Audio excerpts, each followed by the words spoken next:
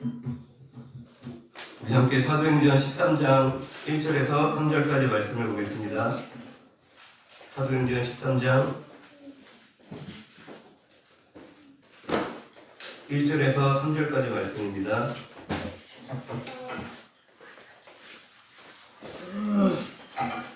사도행전 13장 1절에서 3절까지 말씀을 우리가 한 목소리로 같이 읽도록 하겠습니다.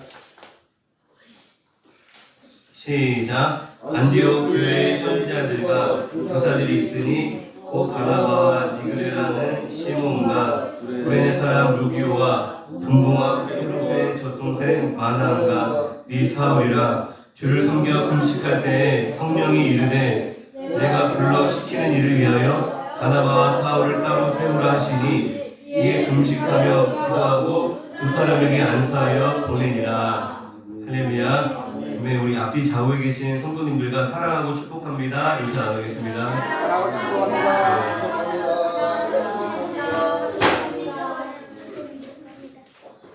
할렐루야. 아멘. 항상 믿음으로 승리하는 우리 사랑하는 모든 성도님들이 되시기를 주님의 이름으로 축원드립니다. 이 사도행전을 저희가 보고 있는데 이 사도행전을 반으로 나눌 수 있습니다. 반으로 뚝 나누면 예루살렘을 중심으로 이제 베드로가 예루살렘을 중심으로 이제 복음을 전했던 유대인들에게 복음을 전했던 이야기와 그리고 이제 안디옥을 중심으로 사도 바울이 이방 세계에 복음을 전한 이야기. 오늘 이제 읽었던 이 사도행전 13장이 전환점이 되는 장입니다. 이 사도행전 13장을 중심으로 사도행전을 두 부분으로 크게 나눌 수 있습니다. 13장 1절을 제가 다시 한번 읽어드리면 안디옥 교회의 선지자들과 교사들이 있으니 곧 바나바와 니게르라 하는 시몬과 구레네 사람 루기오와 분봉왕 헤롯의 젖동생 마나인과 미 사울이라. 이제 안디옥 교회의 이야기가 이제 본격적으로 이제 나오기 시작하죠. 이 안디옥 교회에 두 직분이 있음을 우리가 보게 됩니다. 선지자들과 교사들이 있으니 사도행전 11장 27절을 보면 또 그때 선지자들이 예루살렘에서 안디옥에 이르니, 그러니까 안디옥에 많은 성도들이 복음을 듣고 예수님을 영접하고 교회가 세워졌다라는 소문이 이제 예루살렘 교회까지 퍼지게 되죠. 그래서 선지자들이라고 불렸던 이들이 예루살렘에서 안디옥으로 방문한 이야기가 사도행전 11장에 기록되어 있습니다. 당시 이제 선지자라고 불린 사람들은 이렇게 순회하며 선교 사역을 담당하던 그런 사람들입니다. 그리고 교회 안에는 이러한 선교 사역을 감당하던 선지자로 불렸던 사람들과 또 하나님의 말씀을 가르치던 성도들에게 하나님의 말씀인 성경을 가르치던 그런 교사들이라는 사람들이 있었다는 것입니다. 교회의 중요한 두 가지 기능이 무엇인지를 말해주고 있는 것입니다. 이 직분의 명칭은 바뀔 수 있습니다. 목사 이런 거는 그 성경에 나오진 않죠. 목사 이제 전도사 이제 그런 직분들이 이제 나중에 생겨났는데 이 직분의 명칭은 바뀔 수 있지만 그 역할, 기능은 변하지 않는다는 것입니다. 이 교회에 반드시 필요한 첫 번째 직분은 선지자.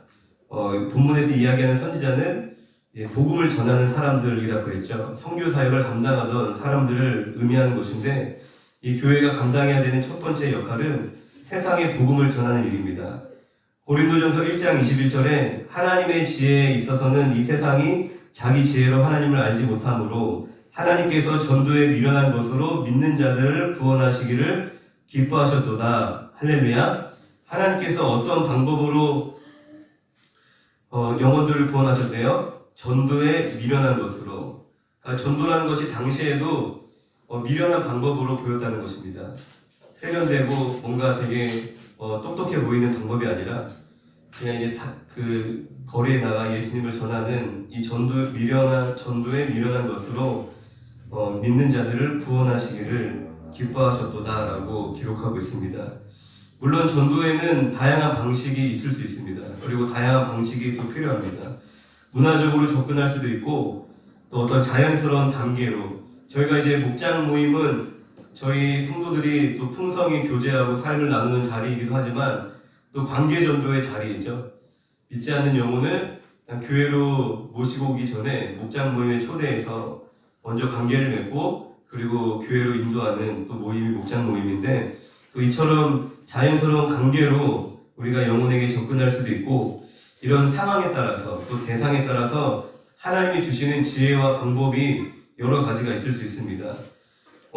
미얀마 같은 공산 국가들은 드러내서 복음을 전할 수 없습니다. 또 드러내서 복음을 전할 수 없는 나라는 그에 맞는 방법으로 전해야겠죠. 그리고 어느 나라는 또 예수님을 전하기만 하면 사람들이 막 다 영접을 한대요. 필리핀 같은 데 가면은 복음을 전하면 다 환대하면서 영접을 한다고 합니다. 중요한 것은 교회의 이 정체성, 영혼 구원이라는 것입니다. 하나님 주신 이 은혜가 우리 안에 고여 있는 것이 아니라 하나님의 은혜가 흘러가야 한다는 것입니다. 이 방향성을 교회가 잃어버리면 표류하는 배처럼 방황할 수 있게 되는 것입니다. 교회된 성도 개개인도 마찬가지겠죠. 우리가 하나님의 은혜로 예수 그리스도를 믿음으로 말미암아 구원받은 성도가 된 줄로 믿습니다. 이 구원받은 성도를 하나님이 이 땅에 남겨두신 그 이유는 바로 영혼 구원을 위해서 우리를 남겨두신 것입니다. 여러분들에게 허락하신 가정, 또 여러분들에게 허락하신 직장, 학교, 내가 선택하고 내 발로 다니는 것 같지만 우리의 삶을 계획하시고 주관하시는 하나님께서 파송한 곳임을 믿으시기를 주님의 이름으로 축원드립니다. 할렐루야. 성도의 삶에 우연이 있을까요? 우연이 없습니다. 창조주 하나님을 믿는 그 신앙에는 우연이라는 것이 없습니다. 하나님의 주권적인 우리가 다 하나님의 섭리를 이해할 수 없죠.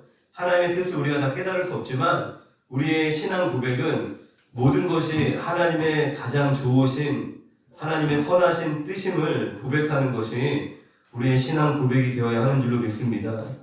내 직장이 마음에 들지 않을 수 있고 그리고 내 배우자가 믿지 않는 사람일 수도 있고 여러 가지 내 성이 차지 않는 상황이 있을 수 있지만 그 또한 하나님이 나에게 허락하신 하나님의 선하신 뜻이 있음을 우리가 고백해야 한다는 것입니다.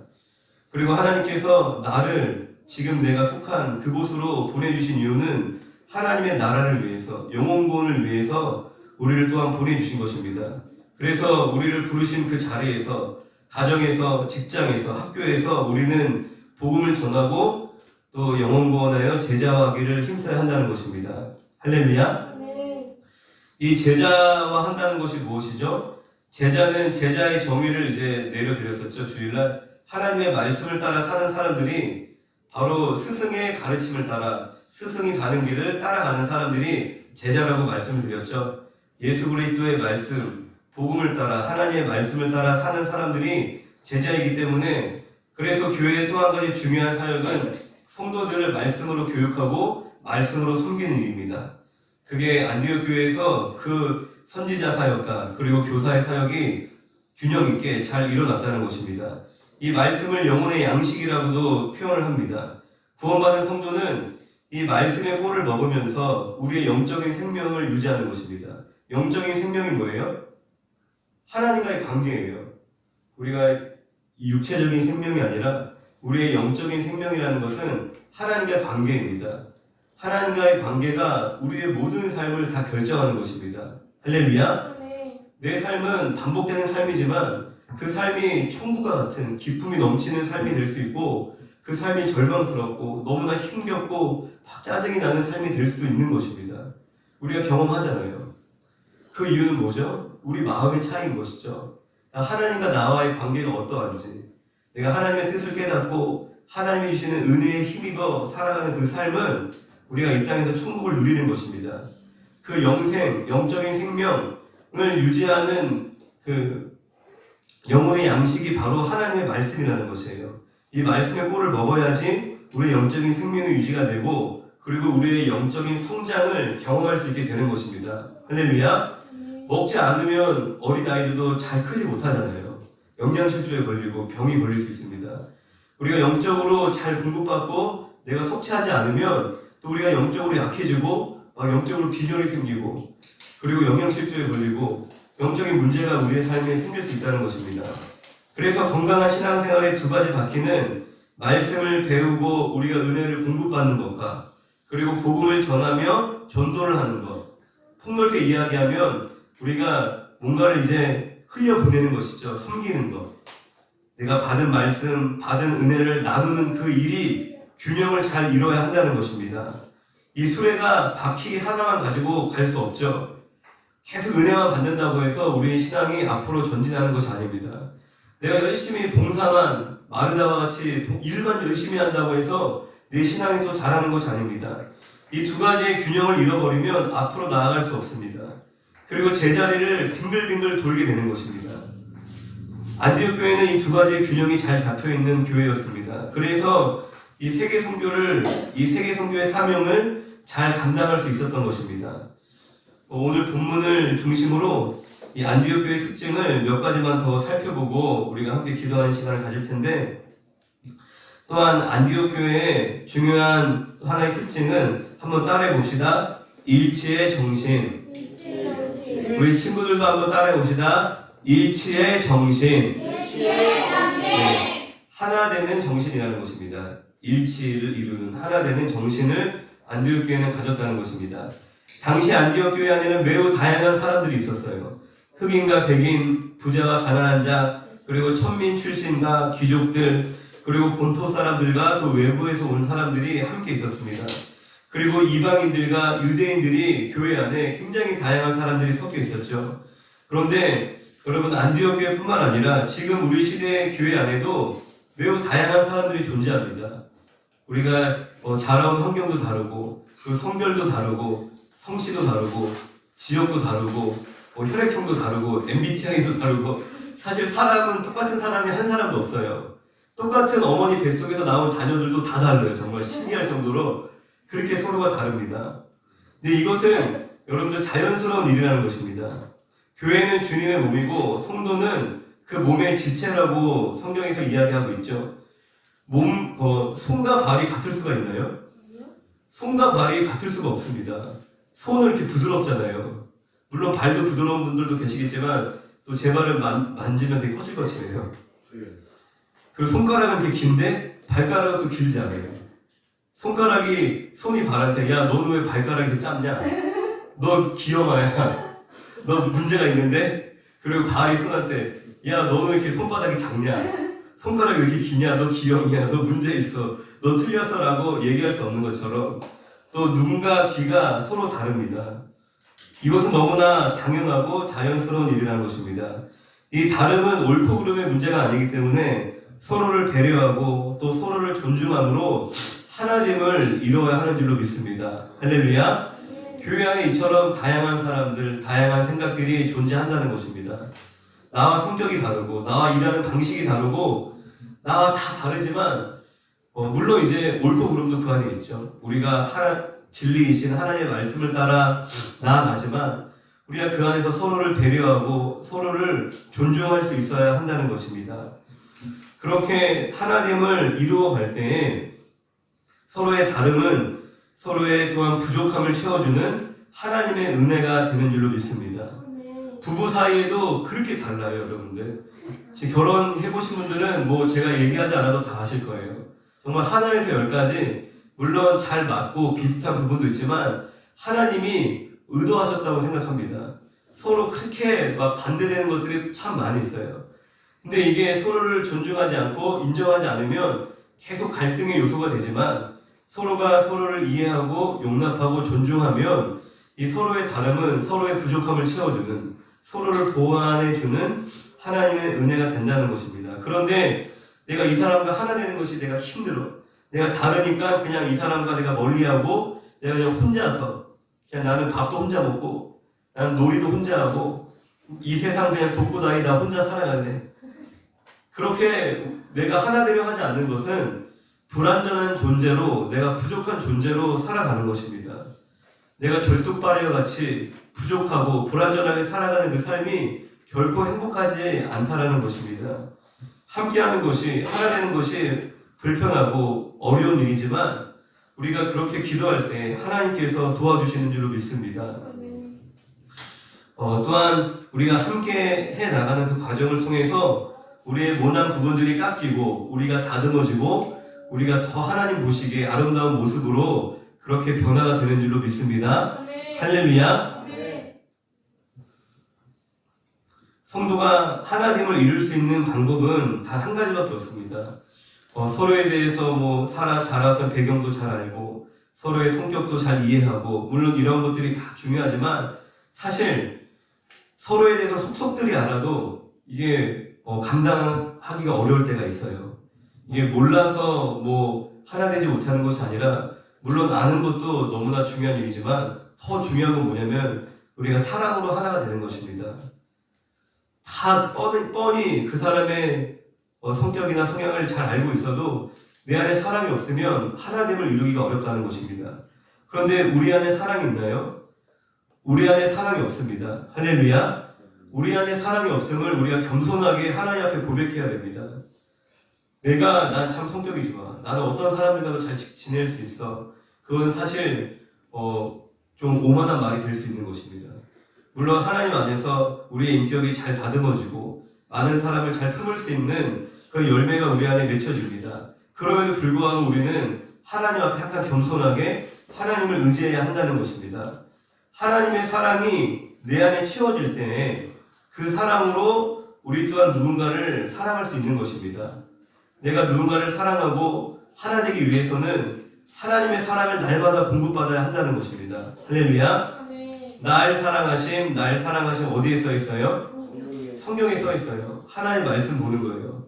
하나님의 말씀은 항상 우리를 사랑하는, 우리를 살리시기 위해서 애쓰시고 수고하시는, 우리를 오래 참고 기다리시는 하나님의 마음이, 그 사랑이 하나님의 말씀 안에 담겨져 있는 줄로 믿습니다.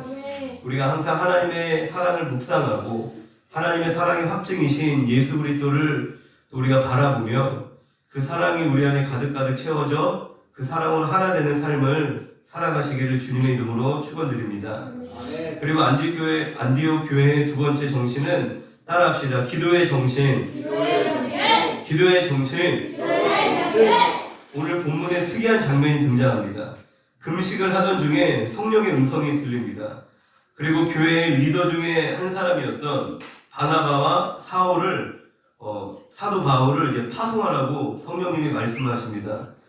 그러니까 교회의 리더를 이제 선교사로 파송하라고 성령님이 말씀하신 것이죠. 이 선교는 내가 벌이는 일이 아니라 하나님께서 하시는 일인 줄로 믿습니다. 예수님께서도 생전에 자신의 뜻보다 아버지의 뜻대로 되어지기를 항상 기도하셨습니다. 할렐루야. 이 안디옥 교회 성도들이 한 마음과 한 뜻 되어서 금식하며 기도할 때에 성령님께서 임하셔서 이 바울과 바나바를 선교의 일꾼으로 파송을 하신 것입니다. 그러니까 모든 하나님의 일들, 선교의 사역은 기도로부터 하나님의 명령, 하나님의 사인으로부터 시작이 되는 것입니다.